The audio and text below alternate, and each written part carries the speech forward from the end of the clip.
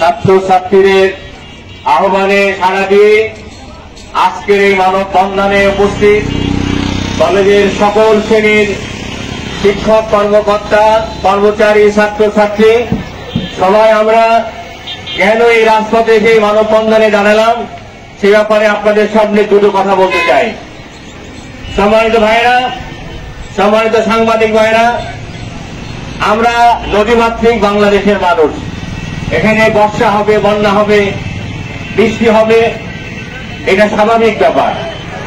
কিন্তু আমরা অত্যন্ত দুঃখের সঙ্গে লক্ষ্য করছি কতগুলি ভূমি রোধের কারণে আশপাশের সমস্ত খানা খন্দকগুলি বন্ধ করে ফেলা হয়েছে। পানি নিষ্কাশনের কোনো ব্যবস্থাপনা নাই।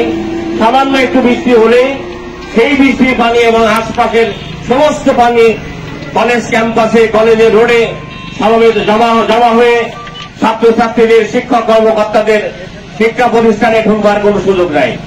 গত বৃহস্পতিবারে জাতীয় বিশ্ববিদ্যালয়ের চতুর্থ বর্ষের ভাইভা পরীক্ষা ছিল। বিভিন্ন কলেজ থেকে এক্সটার্নালদের আসার কথা, তারা কেউই স্বাভাবিকভাবে ক্যাম্পাসে আসতে পারেন নাই।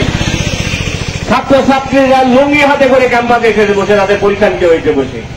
আমাদের অনেকগুলো ক্লাস চলমান, পরীক্ষা চলমান, আপনারা কিছুক্ষণ আগে শুনলেন, কিন্তু আমরা কোনোটাই স্বাভাবিকভাবে করতে পারছি না।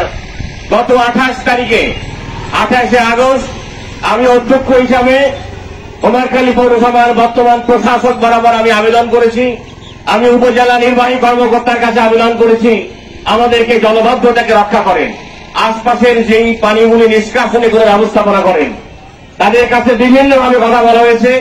বৈষম্য বিরোধী ছাত্র আন্দোলনের প্রতিনিধিদের কাছে আমরা বলেছি, তারাও কলেজের আপনার বর্তমানে যে পৌর প্রশাসক কুষ্টিয়া জেলার মাননীয় ডিসি তার কাছে আমরা আবেদন করেছি। আমরা আশা করেছিলাম যে এই জলাবদ্ধতায় পানি নিষ্কাশনের একটা ব্যবস্থাপনা করার জন্য, কিন্তু আমরা খুব দুঃখের সঙ্গে বলছি যে এই অবস্থার কোনো উন্নতি করা হয়নি। এর বিপরীতে গত কয়েকদিনের বৃষ্টির পরে এমন এক জলাবদ্ধতা সৃষ্টি হয়েছে, আমাদের পরীক্ষার খাতাকে আমরা রাতারাতি আমাদের টেবিলের উপরে রাখতে হয়েছে বসে। ছাত্রছাত্রীরা ক্লাসে আসতে পারছে না।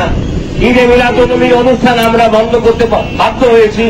সবকিছু মিলে আমি আপনাদের মাধ্যমে আজকে যারা উপস্থিত আছে কুমারখালী সরকারি কলেজের এই 5000 ছাত্রছাত্রীদের প্রাণের দাবি হিসাবে আমাদের প্রশাসক যারা আছেন, যারা সংশ্লিষ্ট বিভাগে দায়িত্ব পালন করছেন, তাদের দৃষ্টি আকর্ষণ করবো, অনৈতি বিলম্বে আপনারা কুমারখালী সরকারি কলেজকে রক্ষা করুন, এই জল নিষ্কাশনের ব্যবস্থাপনা করুন। চতুর্দিকে পানি এসে আমাদের এই অবস্থা যদি পরিবর্তন করা না যায়, তাহলে এই যে সামান্য যে আমরা যে বিভিন্ন রকমের পরীক্ষা চলছে, পরীক্ষাগুলো নিতে পারছি না, ছাত্রছাত্রীরা ক্লাসে আসতে পারছে না, তাদের ইউনিফর্ম প্রতিনিয়ত নষ্ট হয়ে যাচ্ছে।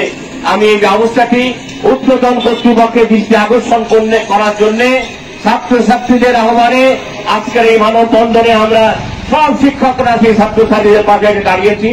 আপনারা সাংবাদিক ভাইরা যারা আছেন, আপনাদেরকে ধন্যবাদ জানাতে চাই।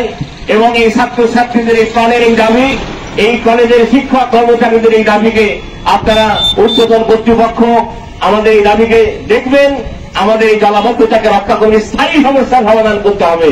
কিভাবে এই পানি এখানে হয়, আশপাশে যে পানি আগে নিষ্কাশিত হতো এখন কেন হতে পারছে না, সেই বিষয়টি যথাযথভাবে দৃষ্টি আকর্ষণ করে জলাবদ্ধতা থেকে কুমারখালী সরকারি কলেজকে রক্ষা করে এই শিক্ষা কার্যক্রমকে রক্ষা করা হবে, এই রকমের একটি আশাবাদ রেখে আপনারা যারা এখানে এসেছেন আপনাদেরকে ধন্যবাদ জানিয়ে, আমি আমার ছাত্র সহকর্মীদেরকে ধন্যবাদ জানিয়ে এবং আমাদের প্রাণের স্পন্দন সেই ছাত্রছাত্রীদেরকে ধন্যবাদ জানিয়ে আমরা আজকের এই মানববন্ধনের কাজ এখানে শেষ করছি।